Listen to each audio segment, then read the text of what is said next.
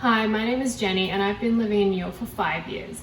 And I recently got a Greyhound 6 months ago. Her name is Daphne. She's sitting right behind me. I don't know if you can see her very much, but anyway, so this video is about apartment dogs. If you want a dog but you live in a tiny apartment, it might be a bit problematic. But there are a lot of dogs that are really apartment friendly.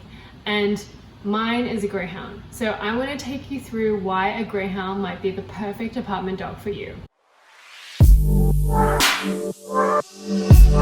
So the features that you're looking for in a perfect apartment dog is that they're quiet, that they probably shed less than other dogs, and maybe smell a bit less than other dogs, and that they are pretty lazy. You don't want a dog that's super active, maybe like a shepherd breed, who wants a yard and wants to run around the whole entire time. You want kind of a low energy dog. So looking at those three things, let me tell you about how Greyhounds can be the perfect apartment dog. You might think, oh my God, are you crazy? I don't want a Greyhound. Greyhounds are huge, they race, they're super muscly, they're super high energy, but actually none of that is true.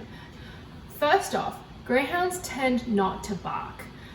I'm saying the word tend because some Greyhounds do bark, but definitely not as much as terrier breeds or breeds that are like really protective over their location or possessions or their owners or their family. So the reason why Greyhounds aren't very territorial is because they grow up in a race course industry, and there are hundreds and hundreds of Greyhound puppies, and they all play together, they share the same pen or the same kennel, and they just don't really have a sense of possession of what they have or their territory. It's just not in their genes. The territorial thing is not in their genes. So every time somebody comes to the door, they actually don't bark. So anytime someone comes into my apartment, she doesn't say anything. She'll just walk up to the door and just be really curious about who it is and get pretty excited.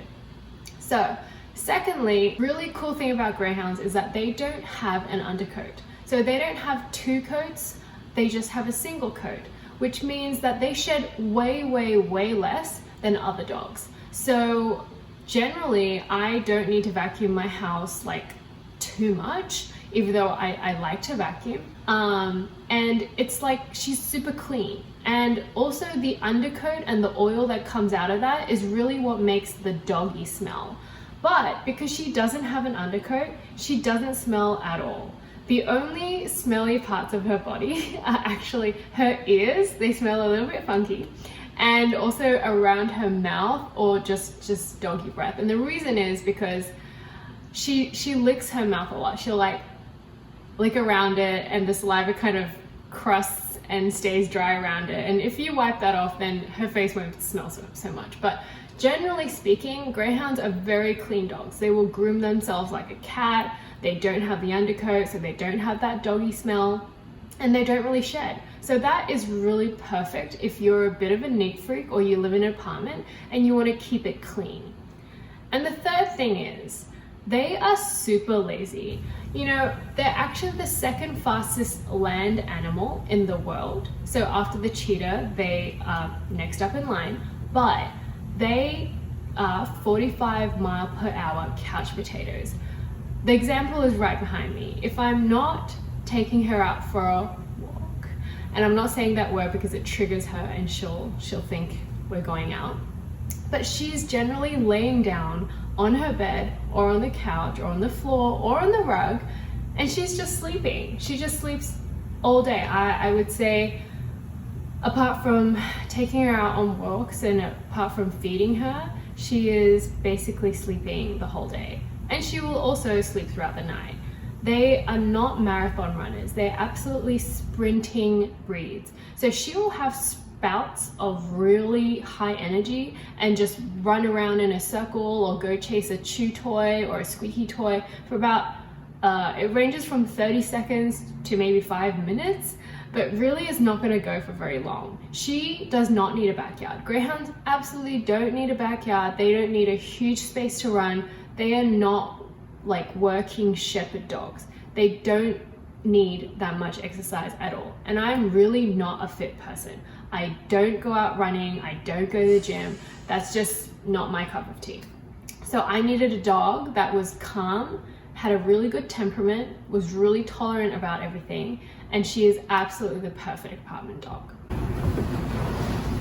I mean, look at her right now. She is just sleeping, and this is her absolute normal natural habitat.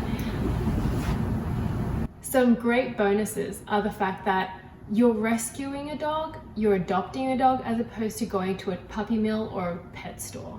And that's a really wonderful thing that you can do, because there are so many dogs out there that need our help, that need homes, and greyhounds especially in this season of coronavirus, just because a lot of racetracks are closing down.